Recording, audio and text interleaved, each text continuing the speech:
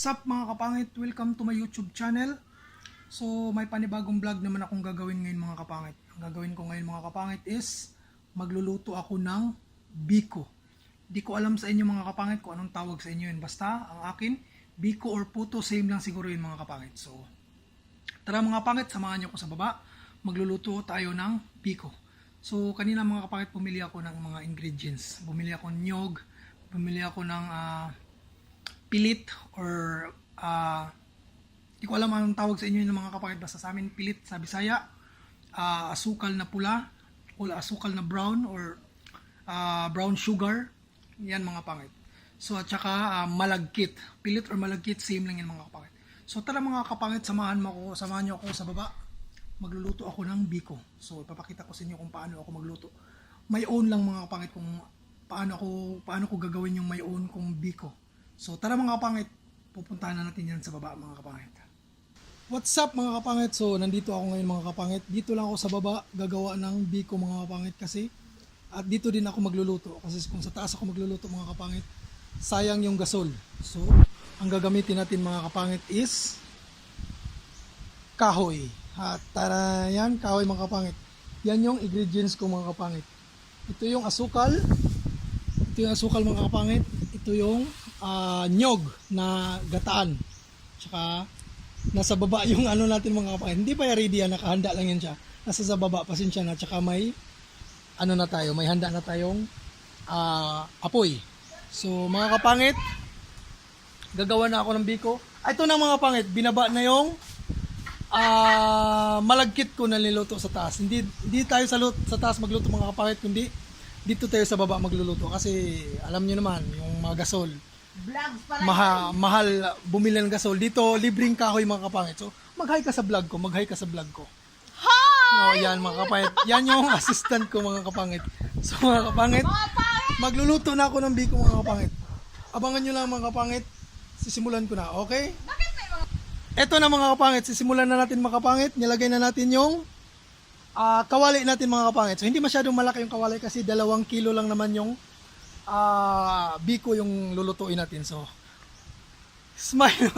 Kita yan mga kapangit. Yan yung the best dito, mahilig sa malaki yan mga kapangit. Pasensya na kayo mga kapangit. Sumayaw ka, ipakita mo sa buong mundo na kung gaano ka kagaling sumayaw. Yan mga kapangit. So kita nyo yan. So magluluto tayo mga kapangit ng biko ngayon. So ang unang isasalang natin mga kapangit is yung pilit. Ang tawag nun? Ang tawag niyan? Gata sa lalaki. Hindi. Gata sa nyog. So yan ang uunahin natin. Iluluno dito mga kapangit. So meron yan. Huwag kang mag-alala kasi alam nyo naman, kasi ikaw, ito. Nandito ako. Yun lang mga kapangit. Nandyan sa kanya. Sino nandyan? So abangan nyo natin mga kapangit yung ano natin. Okay? Bye-bye. Ito na mga kapangit. Binuhos na niya. So yan o. Yan na yun. So ano lang yun siya mga kapangit. Parang Bisaya sa naluto na biko or puto sa inyo. Di ko alam kung ano yun. Ganyan lang yung gagawin natin mga kapangit. So tinulungan niya ako mga kapangit. Alam niyo naman. Ito. Ayusin ang kawali. Mabait itong... Culinary ako. Oh, culinary siya. Culinary siya mga kapangit. So ngayon na mga kapangit. Extra ako. Palatikin muna natin yung ano natin, yung nyog natin na nilagay sa kawali. Dahil So, mahangin sa Palawan. Mahangin sa Palawan mga kapangit. Kailangan. So tara mga kapangit. Ilagay na natin. So pasensya na kayo mga kapangit ha kasi matagal siyang Mga pangit.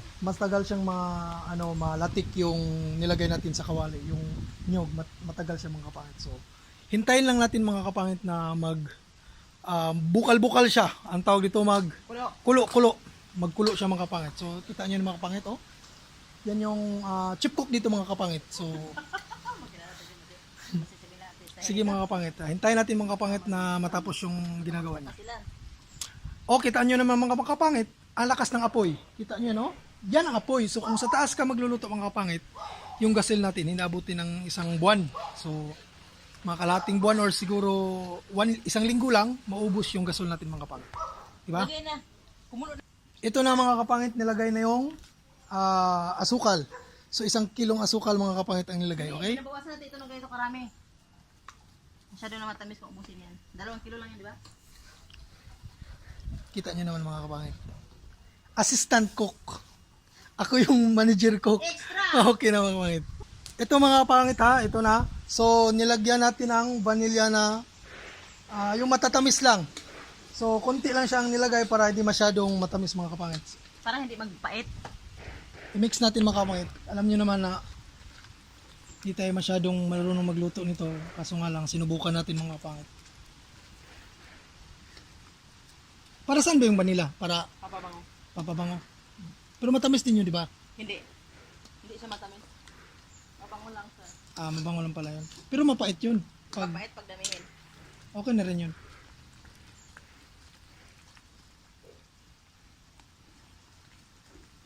Mahirap pala talaga mga kapangit magluto ng ganito kasi ang init tapos kailangan sacrifice ka ano yun siya para hindi siya matutong yung ano ilalim ng latik. Ang tawag nun para hindi siya maano ba no? Kailangan siyang i-mix o para hindi siya madukot mga kapangit. Bisaya man yun eh.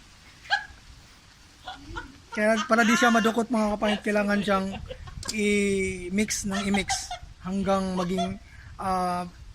maging sticky siya or maging latik siya masyado. Kita niyo naman, oh. Mix na mix. Mainit kasi sobra. Sticky or malapot. Or sticky or malapot daw. May nag-comment kasi may nag-ano kapangit. Sobrang init mga kapangit. Hi. So, ang gagawin natin mga kapangit, hintayin na lang natin na maglatik yung latik. Manood mo lang kayo sa... So, pasensya na mga kapangit. Mainit talaga mga kapangit magluto ng ganitong klaseng for snack mga kapangit. Kita nyo naman, oh.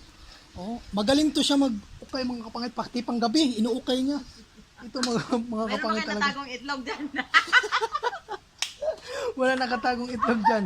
So, after that one mga kapangit, ilalagay natin yung malagkit natin na kanin. So, hintayin lang natin na mag-sticky masyado or magdikit-dikit yung ang tawag dito? Ang tawag yan? Latik. Latik natin mga kapangit. Para isa lang na natin yung malagkit natin mga kapangit. So, hindi natin masyadong tamisan mga kapangit kasi alam niyo naman pag sobrang tamis, nakakasira din sa lalamunan. Or hindi, diabetikin tayo pero wag lang masyadong matamis yung slight lang na tamis mga kapangit. So, hintayin lang natin mga kapangit mga few minutes para maglatik siya tapos after that one, ihahalo na natin yung yung bigas natin papunta doon sa nakakulong-kulong latik mga kapangit. Okay? Patay. So i-mix muna natin mga kapangit. Kita mo, balikan natin mga kapangit kasi yung latik ba, parang parang naging sticky na siya. Kita niyo. Ang init mga kapangit. Kaya yan yung ayaw ko sa ganito mga kapangit pag nasa labas tayo nagluluto. Mainit tapos lakas ng apoy tapos kailangan siyang pananatilihing laging nag-ukay-ukay mga kapangit. Kasi hindi naman pwedeng hindi natin ukayin to. Masisira yung natin. So, yan mga kapangit. I-mix natin. Pero malapit na siya mga kapangit. Kita niyo naman, oh. Malapit na siya. Pero kunting kunting tiis na lang yan sa apoy-apoy para maging latik siya masyado. So, kita niyo naman, oh. So, ititigal muna natin ng pangit. Pahinga muna tayo kasi sobrang init. Kapagod pala talaga mga kapangit magluto ng ganitong klaseng snack. Yan, mga pangit, kita nyo. Maputi ang mukha, may ginagamit siguro sa mukha mga pangit. Natural! Natural yan. Natural beauty mga pangit. Kaya, Ayan ang maputi. hindi mga pangit, natural lang din ako. So, mga kapangit, hintayin natin na Hindi kasi kami taga-Palawan. Mga dayo kasi kami. maluto yung latik para... Mga dayo kasi kami yung dalawa. Magkapatid kasi kami. So, hintayin natin mga kapangit para Atin naman parehas kami. Mga ilagay- gwapo sa kagwapo. Tapos maputi kami dalawa kasi mga Bisaya kami ha. ilagay natin mga kapangit. Okay? So, ayan mga kapangit, malapit na siya mga kapangit. Pwede na nating ilagay yung... Pwede na sila. natin, malagkit natin sa... malagkit din natin na latik. So, okay na mga kapangit. Ilalagay na natin mga kapangit. Okay? So, ready na. Hawakan. Hawakan mo tapos ilagay na. So, alam niyo naman mayroon tayong mga assistant dito mga pangit silang nagkatulong sa akin maglagay dito, okay? Mga gapa! Sabihin mo rin sir na kaning malagkit din sa Palawan, lami kayo ni. Bali asukal, lami kayo. Balik mo kayo sa Palawan. Amo na ginasin na dito sa Yan ang Palawan. mga pangit nilagay ng mga pangit. May kambak-kambak. So, ako muna yung nag-aupo muna ng mga kapangit kasi mainit na masyado. So, sila lang muna ang gumagalaw dyan. Kita nyo naman, oh. Ay, mamay, manuskig namin. Di mong gaya. Ay, tuskigin yan, tuskigin. Magalaw. Kita mo na yung mga kapangit. So, ganyan talaga kami dito mga kapangit kung mayroong mga lulutuin. Kanya-kanya talagang tulong yan. Kanya-kanyang ano kasi alam niyo naman. Pangit naman pag hindi. O, hindi kanya-kanyang kain. Share tayo lahat kung ano yung makakain natin mga pangit. Papakain din natin sa kanila kasi ayoko naman na binili ko lang yan mga pangit. Ano ka lang, naisip ko lang lutuin yung biko-biko na yan kasi alam niyo naman na mahilig ako kumain ng mga matatamis. Binili ko lang siya mga pangit para ipakain, ano dito, gawing snack dito, okay? So, tikita niyo naman mga kapangit. Oh, malapit na yan mga kapangit. Malapit na yan. Ito, mas maganda mga pangit. Oh, mag-hi ka kasi. Hi! Ayan mga kapangit. Kita niyo mga kapangit. So, malapit na siyang matapos mga kapangit. Namula-mula na yung mukha ko mga kapangit dahil sa sobrang init nga sa pag-ukay-ukay mo. Tutong. Para dito sa tutong ito. So, Hindi kailangan malapit na siya mga kapangit. Ano na lang siya. Tutong, hiwalayan siya ng siwel. Ano na naman yung siwil? Siwel. Ay, Anong siwil? yan, siwel. Hiwalay ang tutong. Anong siwil? Sabaw. Anong siwil? Yung reject. Oh, reject mga pangit. Yun ang sinabi niya, siwil. Di ko naintindihan yung siwil mga pangit. Pero may naintindihan ako sa Bisaya kung ano yung siwil. Siwil o siwit o ano ba, iwan ko ba? Oh. Oh, kita mga kapangit. Ang siwil kasi sa Bisaya mga pangit, hindi na, parang siwit o ano ba yung siwit? Siwel. Siwil or siwit, parehas lang daw mga pangit. Para sa ating...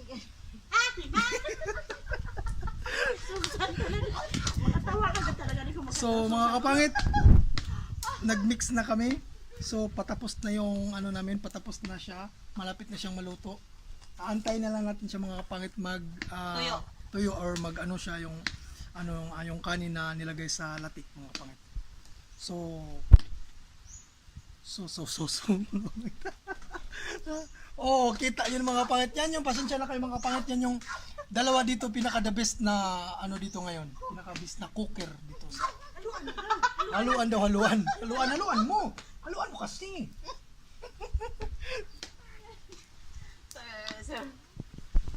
So mga kapangit, ito na mga kapangit, natapos na rin yung pag-ukay, pag-mix ng ating biko.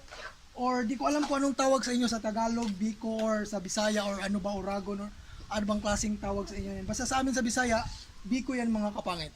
So, yan ha. Siwel ang tawag ito. Siwil daw sa kanila, hindi ko alam kung anong siwil. Marami kasing klaseng siwil mga kapangit. So yan yun mga kapangit, kita nyo naman, oh. Ha? Kita nyo naman. Ang sarap mga kapangit. So, haluan lang natin ng kunting gatas yan mamaya mga kapangit. Para maging masarap yan. Yummy Halo, daw. toppings. Toppings or ganun. So pasensya na mga pangit ha kasi ako'y nagaupo lang, ako'y nagatingin. Kanina ako yung nagamix, ako yung nag-ano.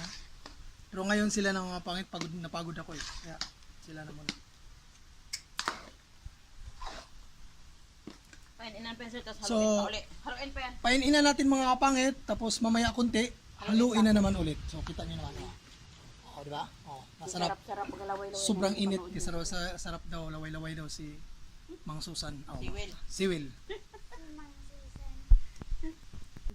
Okay mga kapangit, natapos na rin yung pagluluto natin ng biko mga kapangit. So ang gagawin natin mga kapangit, hintayin lang natin siya na mawala yung init masyado. Tsaka iakit natin sa taas. Ilagay natin sa tamang lalagyan. So mga kapangit, thank you for watching my YouTube. Don't forget to like and share my YouTube channel. And don't forget to subscribe mga kapangit. And hit the notification bell button para updated kayo sa susunod kong video mga kapangit. Thank you mga kapangit. Bye-bye.